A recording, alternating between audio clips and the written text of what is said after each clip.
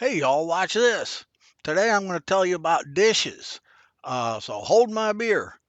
Washing dishes or doing the dishes, boy, that sure sounds like work, don't it? A lot of people say, "Well, I don't want to do that work." I don't do the dishes, I pet the dishes. Dishes are as much of the family as the dog or the cat, so you might as well pet them, you know? So if you pet the dishes, it's a lot more fun. And I've got this set up here where we've got real soap. Real soap is nothing but soap. It's a solid soap, and I got it in its own little soap tray.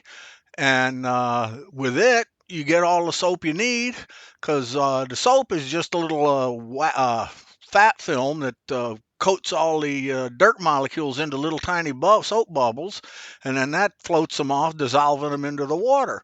And that's how it cleans the dirt and the oils off of the plates. It's a little electromagnetivity just sucks the dirt off the plate and wraps the soap bubble around it and floats it all off. And that's the science behind cleaning the dishes that they teach you at the cooking college. Uh, the Eau de Paris that I went to, there's probably others around, but the one in Paris is a good cooking college. It's part of the university. But yeah, we got the scratchy scrubber and the non-scratchy scrubber right there. But the soap is pure soap. A lot of the dish soap comes with calcium and stuff like that in it, and calcium and stuff like that just merges with the soap bubbles that go down the drain, and it actually clogs the pipe. So the more soap bubbles and the more fats you got going down your drain, the faster you're clogging your drain. So it's best to use just pure soap. And putting it in a soap tray like that, you can add water and liquefy it, get it very concentrated. And heck, that much soap will last me and my family half a year or more. Because I don't waste soap. You get a bunch on your scrubber thingy, and then you squish your scrubber thingy out so all the soap falls back into the soap tray, and then you pet your plates and your silverware and pots and pans and stuff. And you only got to see it a little bit of soap bubbles in it to know you got enough soap because all the other soaps going to get surround the dirt and the oils on the plates and dissolve them away in the water. So if you can see a soap bubble left over after that, you had plenty of soap to get the job done. You got her done. So you got your you got your scratchy scrubber and your non-scratchy scrubber over here, and on the other side, you got the super scrubber. Now that's for not, of course, your non-scratch stuff. You don't want to use that on just the stuff that it has stuff that's hard to clean. You'll wear out your little fancy fine scrubbers trying to get it all off and spend all day. That ain't the Chef Bago way. Chef Bago way is to get her done with the least amount of time and effort. So you use your super scrubber. And another thing that's helpful a lot of times is fingernails. You can scratch stuff off with your fingernails before you run it with the super scrubber, and then your fine scrubbers with the soap just need a little bit and get everything done with. But fingernails do help doing the dishes or petting the dishes. So if you see a girl with fancy fingernails, well, she might not be the best at doing the dishes, but she's probably can make up for it in other areas. So even with fancy fingernails, she's probably a keeper.